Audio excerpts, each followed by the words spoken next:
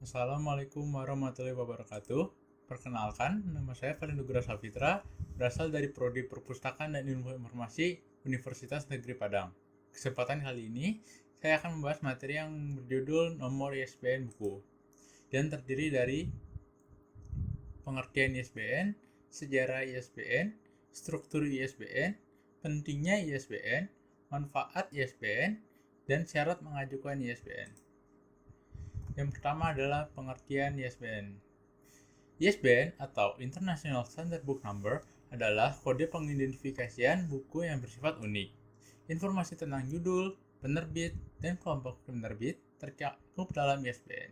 ISBN terdiri dari deretan angka 13 digit sebagai pemberi identifikasi terhadap satu judul buku yang diterbitkan oleh penerbit. Oleh karena itu, ISBN untuk satu buku akan berbeda dengan nomor ISBN untuk buku yang lain. Angka yang ada pada bagian belakang buku dan kadang menjadi barcode ini adalah sistem identifikasi unik pada setiap buku-buku yang diterbitkan dan mencakup seluruh dunia. ISBN diberikan oleh Badan Internasional ISBN yang berkedudukan di London. Di Indonesia, Perpustakaan Nasional RI merupakan badan nasional ISBN yang berhak memberikan ISBN kepada penerbit yang berada di wilayah Indonesia.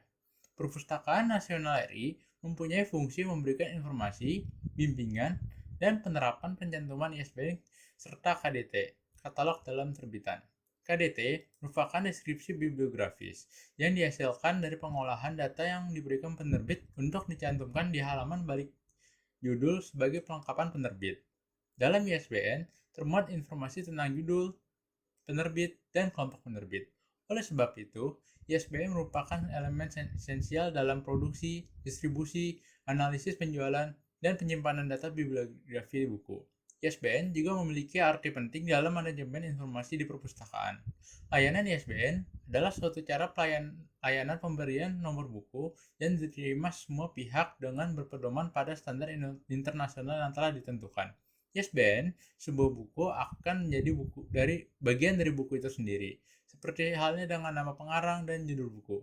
Dengan demikian, pencantuman ISBN dapat memberikan identifikasi pada suatu judul buku atau edisi judul dari suatu penerbit tertentu dan adalah unik atau khas untuk edisi yang bersangkutan. Yang kedua adalah sejarah ISBN.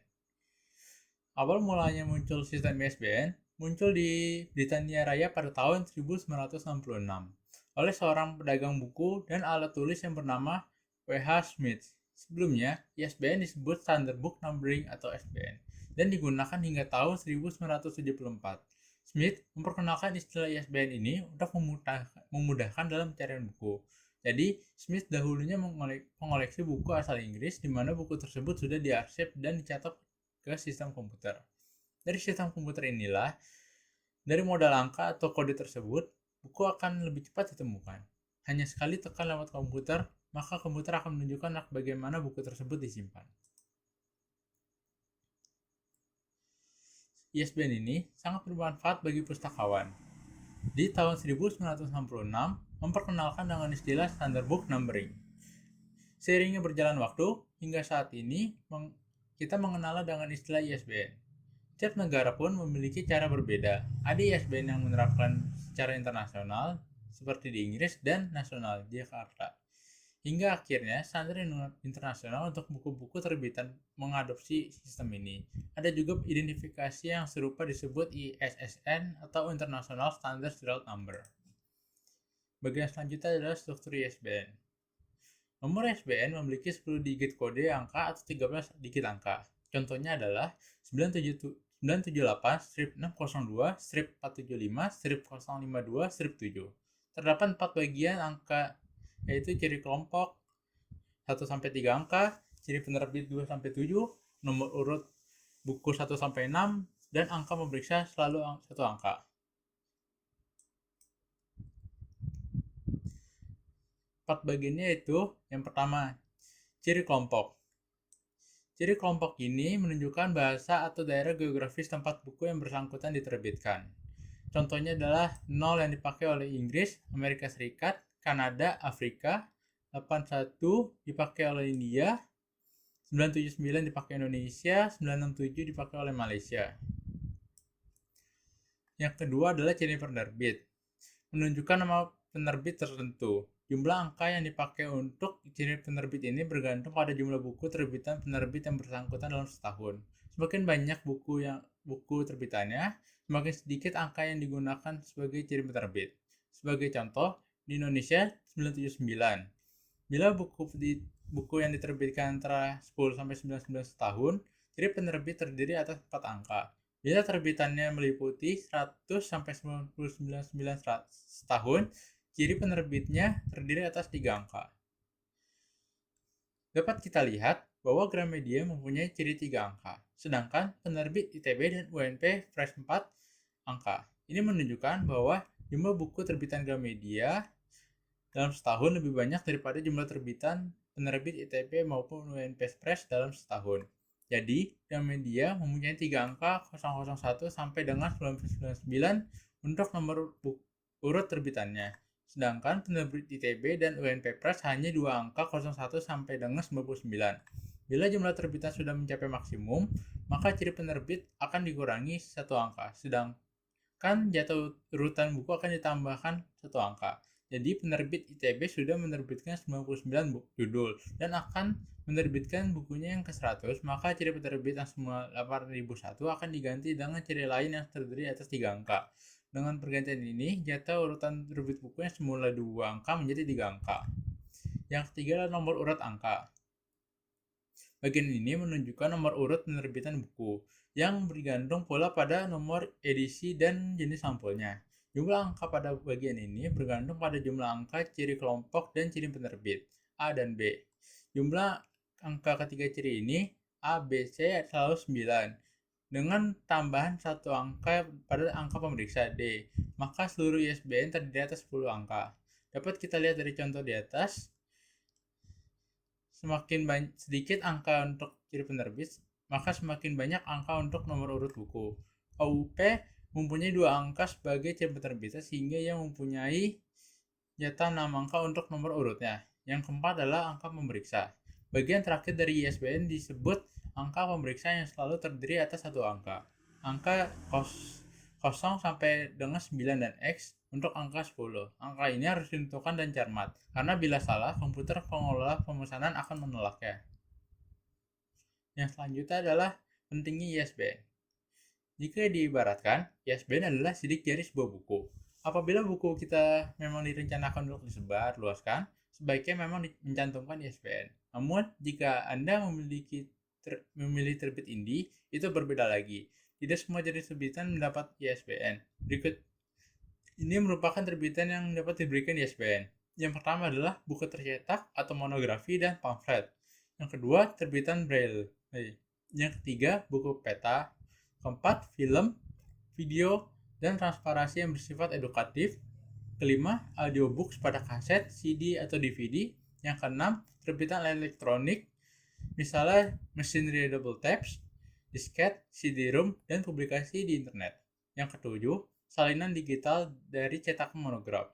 Kedelapan, terbitan mikrofon. Yang kesembilan, software edukatif. Yang ke-10, mixed media publication yang mengandung teks.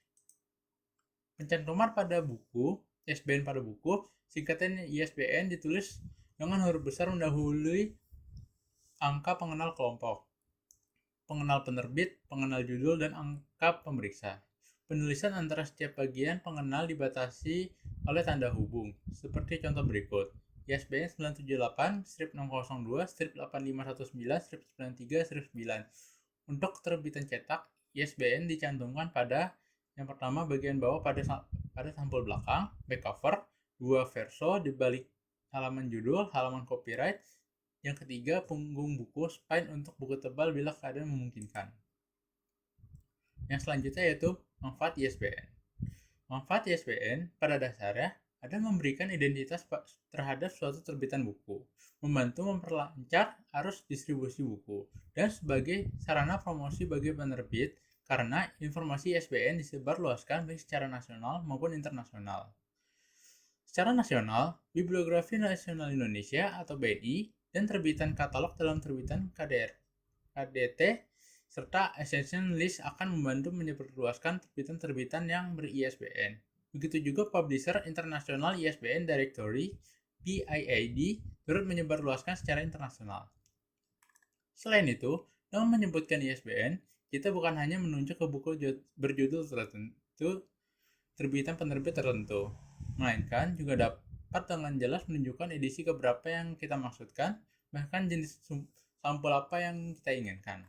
Dengan demikian, ISBN akan sangat bermanfaat bila digunakan dalam pemesanan buku karena dengan menyebutkan ISBN saja, penerbit akan tahu persis buku yang mana yang dimaksud sehingga tidak akan terjadi salah kirim. Tentu saja, ISBN sangat khas untuk setiap buku. Maka pemesanan tidak boleh salah menuliskan angka ISBN. Kesalahan menulis satu angka saja akan menyebabkan perbedaan penerbit mengirimkan buku yang berbeda. Penggunaan ISBN saat ini meliputi seluruh bagian dalam rantai distribusi, mulai dari penerbit, distributor, toko buku, hingga perpustakaan. Yang selanjutnya adalah fungsi ISBN.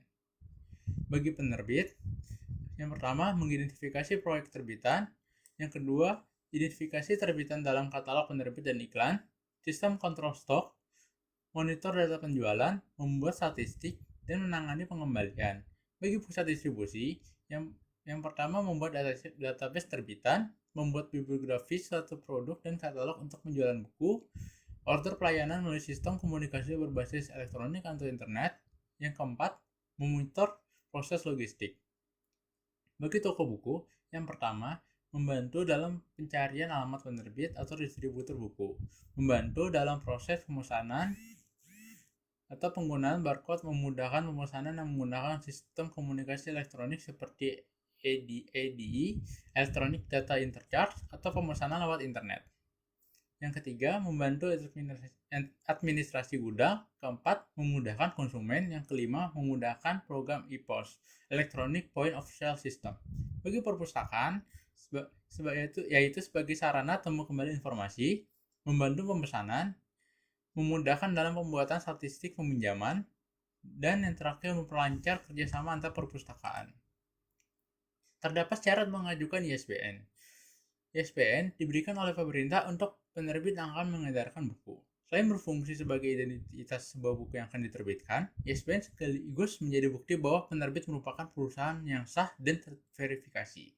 Untuk memperoleh ISBN, pemohon perlu mengajukan pemohonan dengan melengkapi persyaratan administrasi, yaitu mengisi formulir surat pernyataan ketersediaan menjadi anggota ISBN bagi pemohon baru di atas materi 6.000.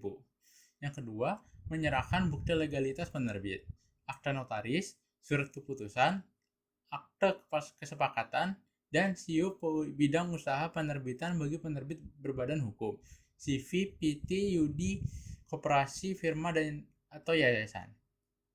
Nama lembaga atau penerbit yang didaftarkan harus sesuai dengan nama yang tercantum dalam bukti legalitas atau sesuai dengan nama lain yang termasuk dalam maksud dan tujuan dari kegiatan usaha yang dilakukan.